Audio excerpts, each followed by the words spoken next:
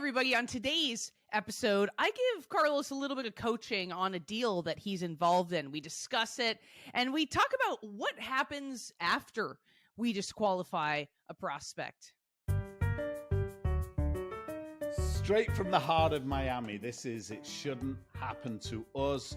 After 30 years of selling and training sales teams, we still screw it up sometimes. And this is where we tell you all about it, because it shouldn't happen to us. So, good morning, Sophia. Welcome to the It Shouldn't Happen to Us podcast. Grand Rising. Grand Rising. I don't understand what that means. I don't understand what you just said. I have a friend who says Grand Rising instead of good morning, and I kind of like that. That's unusual. Does he or she say a lot of unusual things? Yes. 100%. Yeah. Well, good morning, good and grand rising to you. So what's been going on this week? I need some advice from you. I'm in a sales process and I need some advice from you, but if you've not got anything, I could jump into that. I think it's an interesting case study for our viewers and listeners, and I think there are some interesting lessons in it. So I'm just going to jump straight in. We're going to dive into it. So you remember we were talking on the podcast a few weeks ago about inbound lead. Got an interesting inbound lead. And remember we were talking about whether, how much effort, is the juice worth the squeeze? How much effort do we put in inbounds? And so following our amazing episode about that, I thought, a lead's a lead. I gotta treat this seriously. I've got to give it its due respect. And so, I did everything the right way. Hey, let's jump on a quick call. And, I got connected. They were a little bit difficult they weren't unresponsive. They were responsive, but they were a little bit wriggly. They kind of were wriggling out of my grasp a little bit. But I stuck to the process. And hey, I was talking to a client this morning. You got to stick to your process, right? And in fact, the client this morning said something. I mean, he's been with us a long time, and so he said to me, more than you've got to follow your process, you've got to. He said something marvelous. He said, you got to fall in love with your process. And then he said the real magic. He said, you don't live the outcome, you live the process. So you better fall in love with your process. Isn't that cool? Ain't that cool? That's a great lens on it. You got to fall in love with your process because you don't live your outcome. People fall in love with the outcome, and it's a mistake. You don't live your outcome; you live your process. So anyway, I followed the process. Yeah, it feels like a Jeep tire cover that says "the journey is the destination," but ain't that so? Yeah, that's right. It feels maybe a little bit. A little bit mute, but it is in the best way. True. No, it doesn't. I don't feel like it feels mute. I feel like it's enjoy the process, because guess what? We get to the outcome, the desired outcome, and then we have a tendency to sit there like, now what? Yeah, then you got to go and do it again. So you better enjoy the process and not the outcome. Anyway, so I followed my process. Get on the phone. We actually get on a Zoom. Got her on a Zoom. Well done, you. Chat. And she was sharing with me, the company's has got some challenges. They've got they were working together they were working in COVID, just before COVID time. The company's been around for a long time, and then just before COVID happened, they were a small company, small or medium-sized company, and local to us here in Miami. And then COVID came along, and all their competitors went out of business. And they had a fabulous time. All their competitors went out of business. They had a gay old time, right? A yabba-dabba-doo time. Yeah, they had a yabba-dabba-doo time with all that lovely market that they could service. And they grew, and they were great. And then they've now got problems because they were a small company that's now a bigger company, but they haven't learned how to be a bigger company. They're still trying to be a small company. The people within the company. So she says to me, Carlos, come and do some work with us on change management and leaders and how to be a leader in the context of change. And, we do stuff like that. That's a cool stuff to do. But she was telling me this, and she was telling me, we're a little bit behind and the sales team are having trouble. And, and I was thinking to myself, Would love to do that work on leadership and change management. Fantastic. But the reality is, if you ain't got sales, you ain't got now. And would it be smarter just to work with the salespeople and get the sale, and then, work with sales leadership and salespeople, but not on this sort of, vacuous leadership mindset and change management, which is valuable and important, but why don't we get the nuts and bolts of your sales process fixed so that you can go out into the marketplace now that you're in a competitive space again and go out and be a winner rather than somebody that just, was good at picking low-hanging fruit.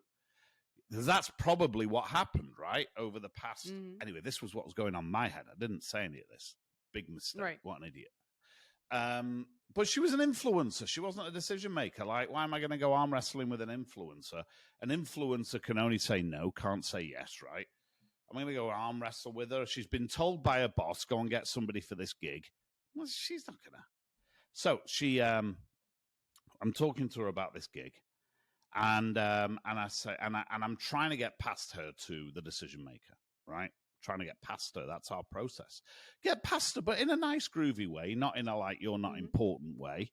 In a nice, groovy way. Get empower the gatekeeper, but empower the gatekeeper and all that good stuff that we know how to do. And I'm like, well, listen, talk to me about how this is decided, and let's talk about economics. I'm talking to her about economics, and then she says to me out of nowhere, "Listen, Carlos, can you write me a quote?" And I said, "A quote for what?" She said, "I want this." And she described a program, a couple of 2-hour sessions, a little bit of follow-up, a little program. And I'm thinking about it, and I thought, I could knock that up in about 3 minutes, and it will be crap. Just crap. Won't be bespoke. It won't be for them.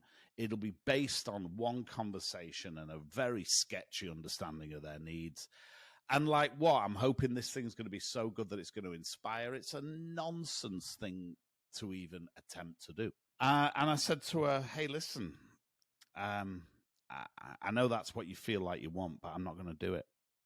And in my mind, I'm thinking, I am fully prepared to disqualify this opportunity. Fully prepared to.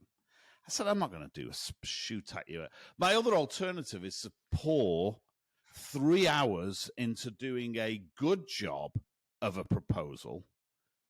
For what? I'm guessing numbers. I'm guessing how they're going to make a decision. It's the most speculative of speculative proposals.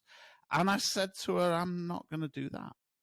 I'm very happy for you to introduce me to the CFO so we can identify budget. Very happy for you to introduce me to the CEO so I can absolutely assess, what it is and have a live discussion about, what the right what the right guidance and help we can bring is. But I'm just uncomfortable putting spending 3 hours putting a speculative quote because that's what somebody's told you to go and get. With love in my heart, I'm not gonna do it. And she didn't like it, Sophia. She didn't like it. She cooled down real quick. Oh my God, did she cool down quick? It's interesting because, like, as you're sharing this with me, I feel like in the past, before I was trained in our process and our methodology, I could see other sales managers or salespeople think like, oh, this is the moment to help her see why my recommendation, the way I would diagnose and treat these symptoms, and get her to see. And like, I feel like strain as I'm like saying that, because I think a lot of salespeople think that, oh, this is the moment where if I can just, we have such a great story to tell. If I can just get her to see my recommendation and why my recommendation is the right one. But at that point, you're convincing, defending, persuading. Defending, justifying, and apologizing. Absolutely. Yeah. It's interesting. I was with a client last week in Houston. I was in Houston last week when you were in Portugal. And my client, I was doing a one day with this client, and the guy who owned the business had a buddy of his just come and sit in just to watch the day, because it was, I don't think Patrick. It's such a cool guy, Patrick. He's got this buddy who's got this small little family-owned air conditioning company. And he asked me, can my buddy sit in for the day just to see, some ideas about how to sell? He's trying to be, he's struggling, and he'd like, I said, of course, you know what I'm like. Yeah, bring him in, the more the merrier. More the merrier. Let's have a party. Tell him to bring some tequila. And he sat in. He sat in. And he put his hand up at one point, and I said, yeah, I can't remember the guy's name. I said, yeah. And he said, he was wide-eyed because I was in full flow, and he was looking at me like that. And he said, so Carlos, I'm a great technician, a great air conditioning technician. And I said, oh, fantastic. And he said, give me any air conditioning unit. I'll fix it. I went, oh, very good. I said to him, I'm sure your mother's very proud. Thank goodness. And he looked at me and he said, so when should I tell the prospect that, like, we're a family-owned company and we've been in business for 30 years and we started one man in a van? And I said, never. My dude. Never, my dude.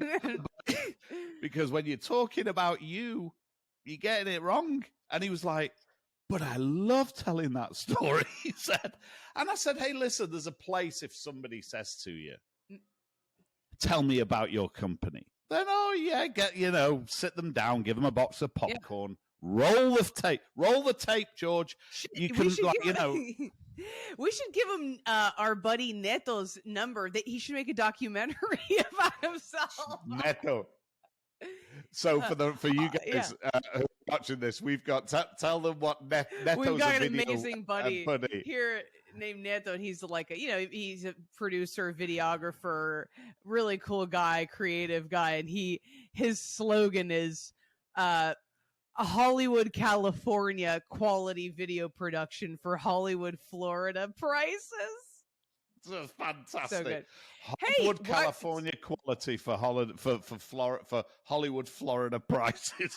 Listen, not all heroes wear capes. Some of them wear HVAC company polos, and that's your buddy. Yeah, and that's good. So, we need those guys. So this guy couldn't believe that I was telling him, stop talking about yourself and stop telling the world how wonderful you are when you stand in front of her. Nobody cares. Oh my they God, care about their problem. Anyway, so I'm talking to this lady. Go back to the original story. I'm talking to this lady, and she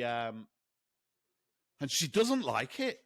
She cools down so fast, and her language got much tighter. It was much more sort of staccato. And she was like, "Well, I'll speak to my CFO." And I said to her, "Well, listen, I get a sense this isn't what you wanted to hear. Get it? I don't want to break my process. My process is to understand, a deep understanding about. I'm not going to go just shooting from the hip, and I'm not going to shoot a speculative quote at somebody where I'm going to be wasting your time and it's only going to take you 10 minutes to read it, but it's going to waste my time too, and it's going to take me 3 hours to create it. And it's a breach of my principles. And so, if I haven't heard back from you in a couple of weeks, I'm happy to call you again. I mean, I tried to soften it because inside me I had an animal that was just raging to be a dick, right? And I really tried to control that animal. So here's where we are. I'm gonna hear from her or not over the next 5 days. Give me the odds. Do you reckon I'm gonna hear from her? No, I don't think so. No. As you're sharing this, I'm also thinking, like, there's some industries where this situation would be bizarre. Like, imagine going to a doctor or an attorney or a plumber and saying, like, look, here's what I'm looking for. I want you to go in and do a little bit of this and then 3 hours of this. And it's just like, record scratch, no, that's right. You want what? Well, hold on. What? Yeah.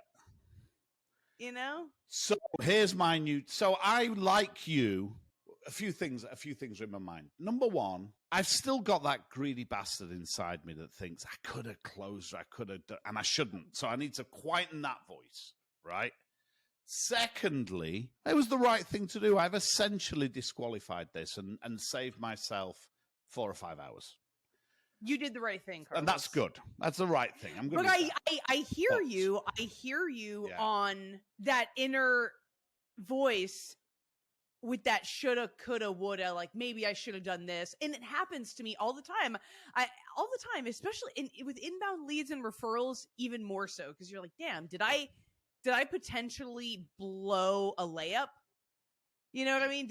Should that really have been like a layup for me? And I went too purist on my process. Did I blow that? But it's like, that's that old school 1980s sales culture where it's like, you got to go after yeses and more money all the time. And really, what if instead, we went after being different and, trying to be different, and instead looked for truth and decisions instead of just because we want more money and we want yeses. But if we went after truth and decisions instead, wouldn't that just happen organically? Yeah. What is it that Pete Oliver always says? Truth becomes pain, pain becomes power, right? There's a third step. Pain becomes power. It's trust. No, I got it wrong. Trust becomes truth. Truth becomes pain. Pain becomes power. I think it's beautiful. That trust becomes truth. Truth becomes pain. Pain becomes power. Yeah, I recorded it, so I'm going to send it you. I recorded it. Yeah. I'm going to send it you to have a look, because as our viewers and listeners know, we're professionals and we record our stuff, and I love watching you. Right? I love watching your calls. I don't like not my calls. I truly believe that I control my natural instincts. I think I was quite simply charming. Now, I also think I look like a young Robert Redford, so it could just be that I've got that, I've got that rose-tinted spectacle on my own performance. But I think you'll see, I wasn't harsh, I wasn't aggressive. I was just like a little bit confused, and hey, at the end of the day, I just wasn't going to be put in an impossible position. It just wasn't. Don't need it that much. It sounds like she's not buying what we're selling. Oh, that's a beautiful. That's right. Are you buying what I'm selling? I'm not sure. No. Now, maybe here's not. So here we're at the real question. I've written this off. However, there's a company there, and I know they've got a sales challenge. Why aren't I calling? Why aren't I prospecting the CEO? Why aren't I picking up the phone to the CEO? Why aren't I shooting the video, a Vidyard video or a LinkedIn video message where I'm going to say to Mr. CEO, you don't know who I am. I had the pleasure of interacting with, I don't know whether I should use a name or not, maybe not. No. Somebody in your organization. I think that's probably bad form to do that. Someone in your organization who was asking me to come and quote for some change management for you and the leaders. My strong suspicion is you're never going to get, nobody's going to ask you about me, because I wasn't prepared to speculatively quote. However, and that's the right thing to do, by the way, Mr. CEO. We strongly believe there's a right way to sell and a wrong way to sell, and I'm not going to break my principles just because somebody wants me to put a speculative quote together. But Mr. CEO, I discovered in my process that you've got some sales challenges, and hey, I get it. Post-COVID, a lot of companies survived and did more than that. They thrived. And now they're finding that the low-hanging fruit, picking low-hanging fruit and really executing a sales process are two vastly different things. And I'd love to talk to you about it. And how should you and I connect? Something like that. Is that a crazy thing? Is that what I should do? No, I know. Coach me. No, I think that's an amazing thing to do. And I think that trying to get a conversation with the real decision maker, with the real Slim Shady, is the right thing to do, because sales ethics, it's unethical not to sell someone something they do need. And I think that's the right. Just as unethical. Just as unethical as trying to sell somebody something they don't need because you want the commission.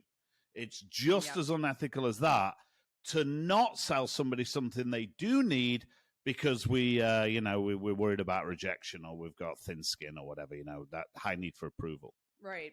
I think if we're gonna die trying. That's my thought always. If I really fully disqualify, and by the way, disqualify for me unless they told me to literally go F myself, or that they're gonna call the cops if I reach out. And even then, and even then, I still I wear a wig. Yeah, that's right. right. In the next vidyard, I wear a wig. Disqualify for me simply means put them in my 30-day file. Right. But I think that's absolutely the right thing to do, is try to we're on a mission to salespeople. We are on a mission to meet people who we can help, who don't know we exist. And so you're well done. You. I love that. I need to get to the real Slim Shady, right? I need to get to the real Slim Shady. I'm actually going to use that phrase. Yeah. It occurred to me that I've got to get with the real Slim Shady. I think, you know what? If he doesn't like that, then he's not going to like me. And if he does like that, then he's going to like me. So it's fine. It's, Carlos, it's so hard because I was just like sitting in a bonding and rapport session earlier this week. And bonding and rapport is really an art and a science, because I get it, but essentially creating bonding and rapport with prospects, we want to get them to like us. I get it. And it takes 2 seconds to say something with all the best of intentions to turn that person off. Like, for example, if you see they have a football in the background, you might say like, "Oh, are you a big football fan or a fan of this team?" And you don't know if someone gifted them that thing, and they actually hate football. It's old school, and everyone, right? It's old right, school. And everyone who goes into their office asks about it, and they're like, "Oh my God, I really should probably take this thing down," because you don't know. But at the same time, so there's that. But then you want to be able to be yourself as well. But then at the same time, one of the worst people you could be in selling is yourself, right? Because you want to mirror and match your prospect. But at the same time, Carlos has got to be Carlos, and Sophie's got to be Sophie. Like, I remember one time I was prospecting in the pandemic, heavy on LinkedIn. And of course, when you're prospecting through messages on LinkedIn, it's an amazing foot in the door, but you want to get them all out of the chat and onto the phone or onto a Zoom or in person as soon as possible. In lockdown, obviously on the phone. And I remember sending to somebody, it was working with everybody else. I was using a talk track like, "Hey, George, is it cool if we take it, quote unquote, old school and hop on a call?" And everyone else, was cheeky, cool, kind of Sophie language. Well, one person got really honked off with me, and they were like, whoa, no need for slang and whatever. And I was like, all right, my dude, I'll never work with you. We'll never work together, because that's right. I can't be anyone else but myself. Prophecy. You've got to be. This is why I think authenticity is so important. It's just so important. Yeah. Authenticity. You got to do both. You got to mirror and match them, but you can't be anyone other than yourself. Like, this is who I am. I'm 32 years old. This is who I am. Yeah. Authenticity, and you can be authentic and still match and mirror. You absolutely can. Yes. Yeah. And you can still ask those cool bonding and rapport questions. That's why you've got to fall in love with the process, and you've got to love yourself as well. You got to be you within a process. It is the process is, I know I've got to ask some questions. I know I'm going to do some cool tonality. I'm going to be me. I'm going to match and mirror, of course, but I can do that while still being me. It's an art and it is a science, right? The science part is knowing what to do, and the art part of bonding rapport is doing it without losing authenticity. I think that's the art part. Mm-hmm. So where's this going to end up? I'm definitely going to approach this guy. I'm going to do a good combo. I'm going to shoot him a video, send it on LinkedIn. I'm going to send him an audio. Maybe I'll send him a vidyard on email too. I can dig out his email address. We've got all our tools. There's nobody we can't connect with if you get. And I'll do a solid jab, combo with him either today or Monday. And I think Monday's probably a better day. I got a sense that when I looked the guy up on LinkedIn. Hi, So I went on, I did a crystal nose review of him. I assessed his communication style. He's a high. He's got, so I need to have a visual, which is why I want to go I want to go video rather than voice or text. Certainly not a text email. I'm going to do a video. It's going to have a visual in. I'm going to bring that cool high energy to him, match and mirror. And you know what? If the guy doesn't like it, he's probably not going to be a good fit for us anyway. So, you know, I'm playing with house money. We've got nothing to lose. Yep. Got nothing to lose and everything to gain. Yep. Yeah. I will report back.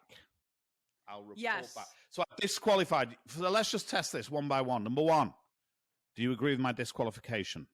Yes. You'd have to see the whole thing, but do you agree with it? I agree with that. Number two, no point in chasing an influencer, right?